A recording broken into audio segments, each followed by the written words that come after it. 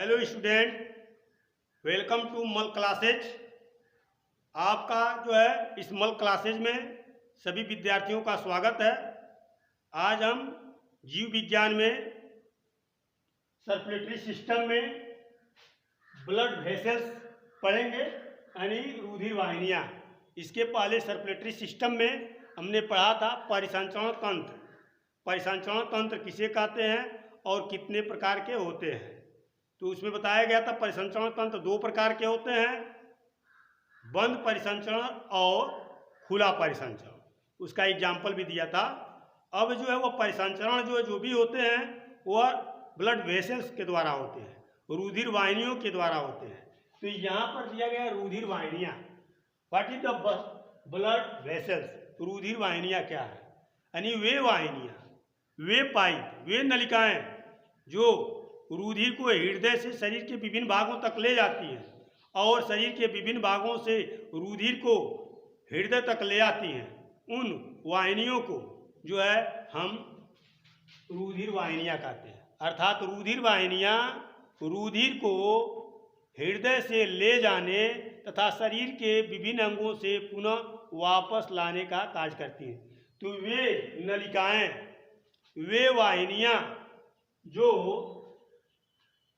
व्यक्ति के हृदय से रुधिर को शरीर के विभिन्न भागों तक ले जाती है और विभिन्न भागों से पुनः जो है हृदय तक लाने का कार्य करती हैं, वे सभी जो है रुधिर वाहिनियाँ कहलाती हैं।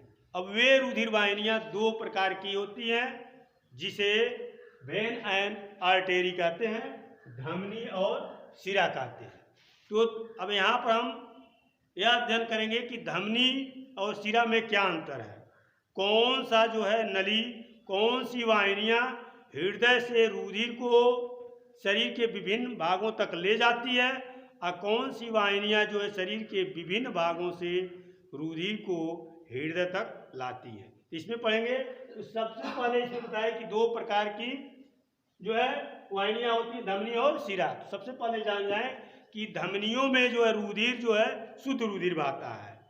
शुद्ध रुधिर गुलाबी और चटकीला रंग का होता है, यह धमनियों में बहता है। जबकि अशुद्ध रुधिर जिसमें ऑक्सीजन की मात्रा कम होती है, कार्बन डाइऑक्साइड की मात्रा अधिक होती है, इसका रंग जो है गाढ़ा लाल होता है और कुछ नीला होता है। तो इसमें ऑक्सीजन युक्त, ऑक्सीजन धमनी में जो रुधिर बहती है उसमें ऑक्सीजन की मात्रा अधिक होती है, कार्बन डाइऑक्साइड की माइनॉरिटी होती है, यानी शुद्ध रुधिर बहता है धमनियों में। और शिराओं में अशुद्ध रुधिर। अशुद्ध रुधिर का मतलब जिसमें कार्बन डाइऑक्साइड की मात्रा अधिक होती है परसेंटेज में, और इसमें जो कार्बन डाइऑक्साइड की मात्रा कम होती है। इसमें ऑक्सीजन की मात्रा अधिक होती है, इसमें कार्बन डाइऑक्साइड की मात्रा अधिक होती है। यही है, तो हम पढ़ेंगे यह। और धमनियाँ जो है हमारे हृदय से शुद्ध रुधिर को शरीर के विभिन्न भागों तक ले जाती है और शिराएं जो है शरीर के विभिन्न भागों से रुधिर को ले आती है।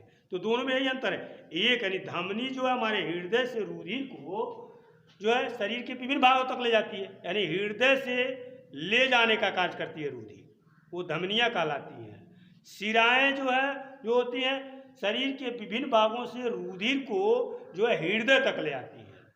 तो दोनों में एंटी डायरेक्शन हो रहा है। एक जो है हृदय से रुधिर को शरीर के विभिन्न भागों में ले जा रही है, एक जो है जो रुधिर पहुंच गया विभिन्न भागों में उसको हृदय तक ला रही है। तो जो वाहिनियाँ रुधिर को हृदय से शरीर के विभिन्न भागों तक ले जाती है वह होती है धमनी, और जो वाहिनियाँ रुधिर को विभिन्न भागों से हृदय तक लाती हैं तो वह होती है शिरा। धमनियों में जो रुधिर बहता है वह शुद्ध होता है और शिराओं में जो रुधिर बहता है वह अशुद्ध होता है। अशुद्ध का मतलब उसमें कार्बन डाइऑक्साइड की मात्रा अधिक होती है और धमनी में जो रुधिर बहता है उसमें ऑक्सीजन की मात्रा अधिक होती है। धमनियों में कपाट नहीं पाए जाते हैं, जबकि शिराओं में कपाट पाए जाते हैं। धमनियों में रुधिर जो है पूरे दबाव के साथ, फोर्स के साथ आता है, जबकि शिराओं में रुधिर जो है एक समान दाब से बहता है। धमनियाँ जो है शरीर के गहराई तक होती है। धमनी वाली जो नली होती है हमारे मांसपेशियों में धंसी होती है, गहराई की ओर होती है, जबकि शिराएं जो होती हैं हमारी जो है मांसपेशियों में त्वचा के पास ऊपर की ओर होती हैं।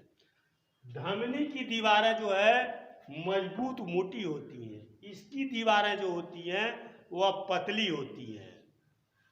इसमें रुधिर पूरे दबाव के साथ, इसमें पता है समान दाब के साथ बहता है। इसमें ऑक्सीजन युक्त होता है, इसमें ऑक्सीजन रहित होता है। धमनी जो देखेंगे, हम अपने हाथों का अवलोकन करें तो हमारे इस जो हथेली है, हथेली से ऊपर ये रेडियो अल्ना है, यानी भुजाओं में नीचे वाले भाग में रेडियो अल्ना है जो मांसपेशियों से ढकी हुई है। तो उस पर जो है नीले रंग की एक नली दिखाई देती है। रक्त जो होता है हल्का नीला होता है और उसमें बहता हुआ दिखाई देता है, यानी नीले रंग की जो वाहिनियाँ दिखाई देती हैं उसमें अशुद्ध रुधिर है, वही हमारा जो है शिरा है।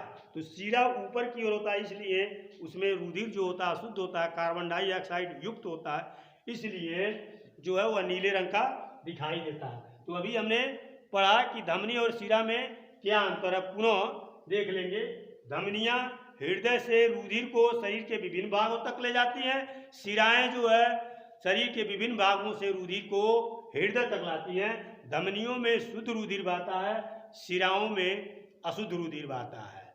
धमनियों में कपाट नहीं पाए जाते हैं, शिराओं में कपाट पाए जाते हैं। धमनियाँ जो है मांसपेशियों की गहराई में होती हैं, शिराएं जो है मांसपेशियों से ऊपरी परत पर होती हैं।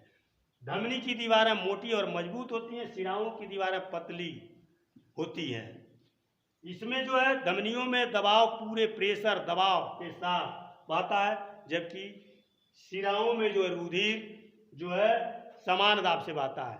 धमनियों में रुधिर रुक रुक करके बहता है, शिराओं में जो है समान बहता रहता है।